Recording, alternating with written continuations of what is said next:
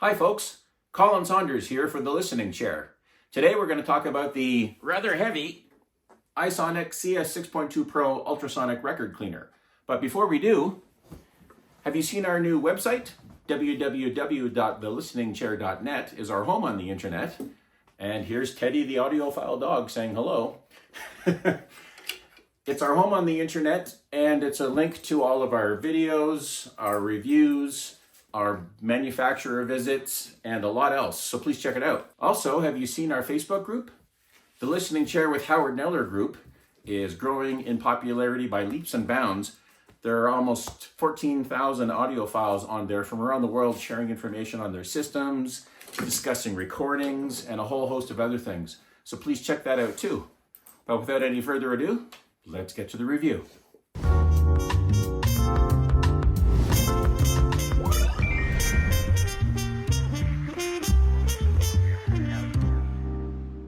The iSonic CS6.2 Pro came in one large box holding the main ultrasonic unit, the fixture set, which is included with every one, and the optional pump station and reservoir.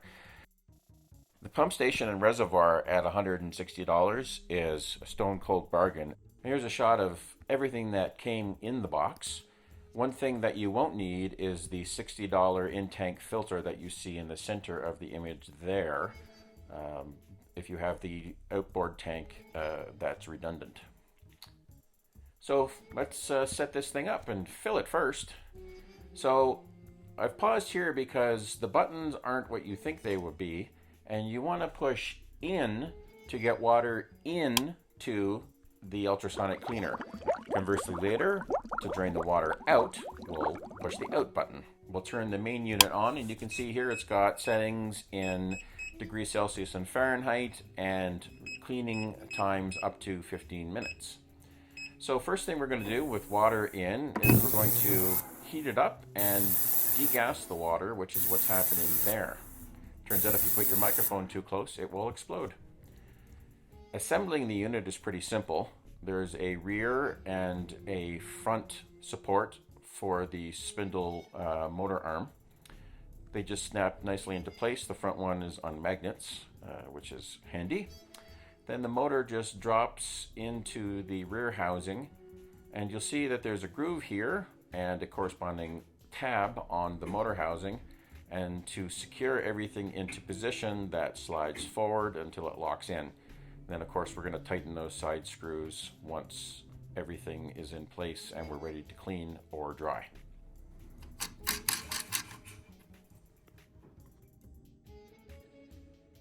Stacking is pretty simple. As the diagram shows, it's separator, LP, separator, LP. If you want to clean fewer than 10 records, you can just double, triple, quadruple up the separators to get your LPs stacked more in the middle of the reservoir. Each of those LP separators has a silicone lip around it, and when you tighten the stack down, that will keep water away from your labels. The multicolored albums here are from Queen's Platinum Collection and are brand spanking new. There are also some value store finds in there as well that we're going to give a clean to. So we flick the switch on the back and the cleaner starts to rotate. We program an 8-minute clean at 25 degrees Celsius and let things go. You can see ultrasonic bubbles.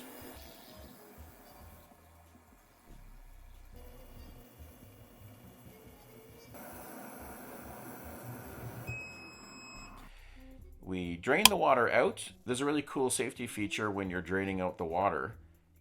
It will empty about 3/4 of the way and then stop, and that's your moment to check to make sure that you've got the heaters turned off. Drying is a 2-stage affair.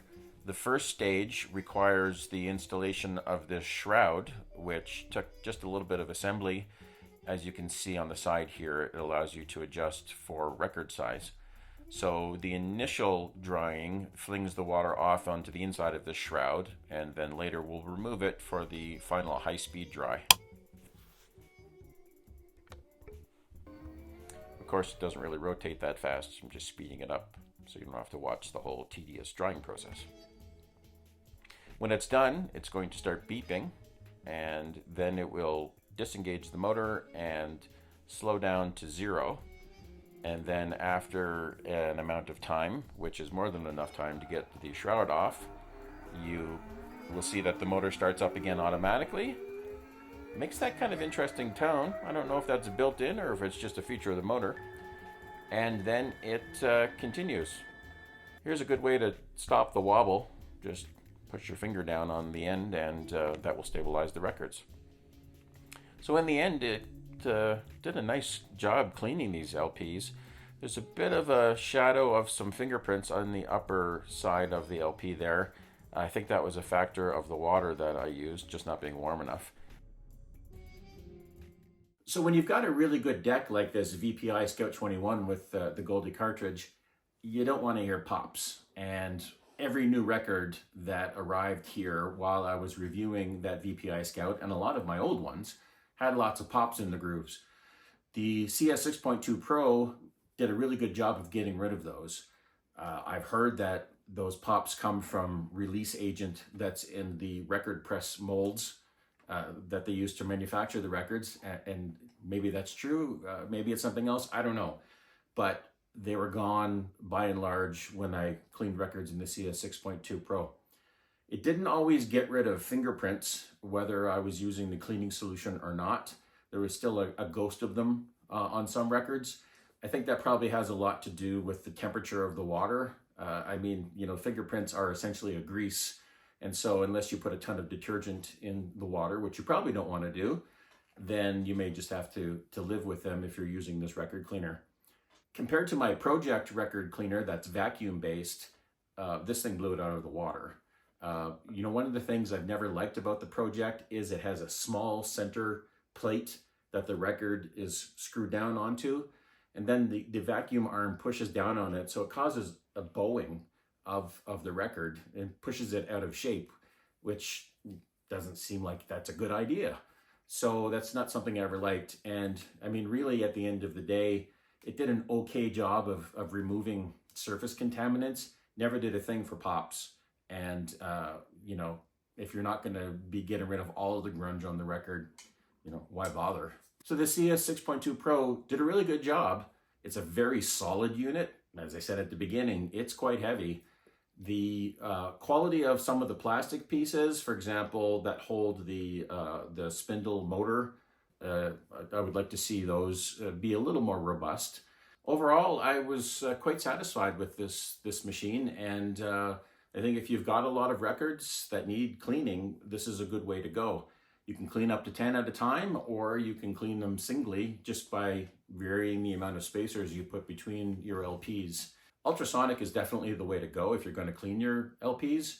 And I would just say, you know, experiment with the temperature of your water, maybe even the type of your water. You know, the manufacturer says that you can use tap water in this, and when you pump out of the reservoir and into the cleaner, any contaminants in your city water are going to be filtered out. So there's no need to necessarily go with, you know, deionized water or distilled water. But it's a solid unit, solid in every sense of the word.